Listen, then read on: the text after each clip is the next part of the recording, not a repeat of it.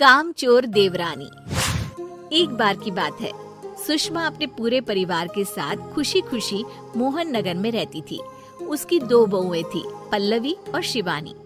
एक दिन दोनों बहुएं रसोई में काम कर रही होती है कि तभी उनकी सास सुषमा उन्हें बुलाती है। अरे बहू, जरा इधर तो आना।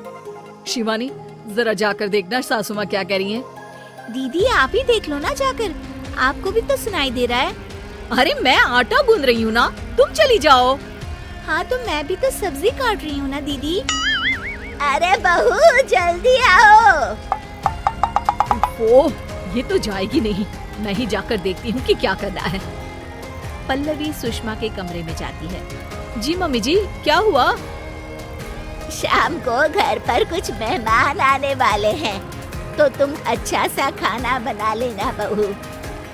ठीक है मम्मी जी, आप बता दीजिए क्या क्या बनाना है और कितने लोग आ रहे हैं।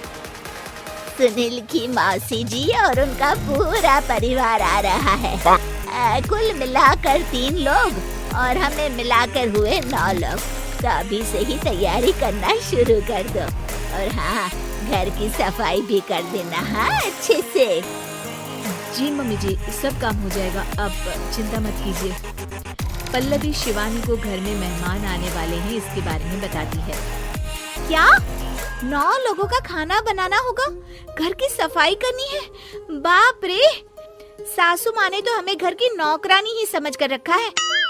ऐसा नहीं बोलते शिवानी, हम इस घर की बहू हैं और घर के काम करना हमारा फर्ज है। दीदी तो है ही सासू माँ की चमची, जब देखो सासू माँ सासू माँ। मैं तो इतना सारा काम नहीं करने वाली। शिवानी कपड़े लेकर गमला साफ कर रही होती है और चक्कर आने का नाटक करने लगती है। मेरा सर चकरा रहा है। तभी वहाँ पल्लवी और सासू माँ जाते हैं। अरे बहू, क्या हो गया तुम्हें? मम्मी जी, बहुत तेज सर में दर्द हो रहा है। तुम एक काम करो शिवानी, आराम कर लो। नहीं नहीं दीदी, घर में मेहमान आने वाले हैं, मुझे आपकी मदद करनी चाहिए। अरे कोई बात नहीं शिवानी, तुम आराम कर लो, मैं सब काम कर लूंगी। ठीक है दीदी, अगर आप इतना कह रही हैं तो आराम कर लेती हूँ। शिवानी आराम से अपने कमरे में मैगजीन पढ़ रही होती है। इसे कहते हैं आराम की जिंदगी। इतना सारा काम। चलो सारा काम खत्म हो गया, शिवानी को देख आती हूँ। शिवानी अपने कमरे में ईयरफोन में गाने सुनते सुनते सो जाती है और उसके साइड में मैगजीन भी रखी होती है। पल्लवी वहाँ आ जाती है और वो सब देखती है। ओहो, तो मतलब सब काम चोरी का बहाना था। अभी बताती हूँ इसको। घर का सारा काम मुझे करना पड़ा और ये महारानी यहाँ मैगजीन पढ़ रही है, गाने सुन रही है। पल्लवी रसोई से एक प्लेट और चम्मच लेकर आती है और शिवानी को थाली बजाकर उठाने लगती है। शिवानी अचानक से उठती है। उठ गई महारानी, गाने भी सुन लिए, मैगजीन भी पढ़ ली। तुम तो बहुत बड़ी झूठी निकली शिवानी। तुमने सर दर्द का बहाना बनाया ताकि काम करने से बच सको। हाँ बनाया बहाना, तो क्या करती, इतने सारे काम करती।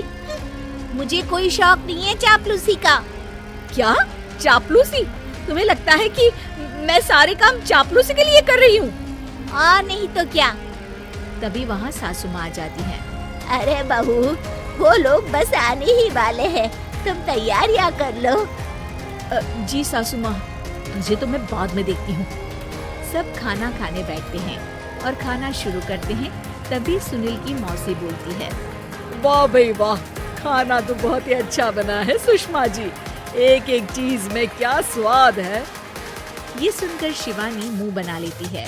उसे अपनी जेठानी की इतनी तारीफ रास नहीं आती। आपकी बहुएं तो बहुत ही अच्छा खाना बनाती हैं। हाँ बनाती तो दोनों ही अच्छा है, पर आज ना ये सारा खाना बड़ी बहू ने बनाया है। छोटी बहू की तबीयत ठीक नहीं थी, सो इसलिए। मानना पड़ेगा सुषमा जी, आपकी बड़ी बहू तो बहुत ही गुणवान है। पल्लवी की तारीफ सुनकर शिवानी को जलन होती है। पल्लवी ये सुनकर खुश हो जाती है और शिवानी की तरफ देखकर उसे चिढ़ाती है। कुछ देर बाद मेहमानों के जाने का वक्त हो जाता है। मौसी जी सबके लिए उपहार लाई होती है। वो सबको शगुन के पैसे देती है और अंत में पल्लवी के पास आती है।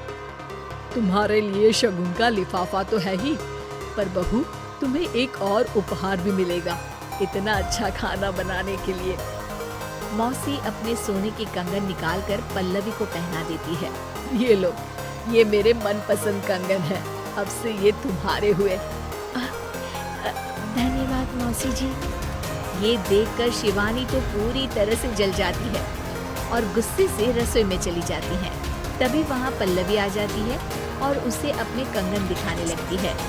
देवरानी जी, अब आपका सर दर्द ठीक तो है ना? मुझे लगता है कि अब सर दर्द शुरू हो गया होगा आपका।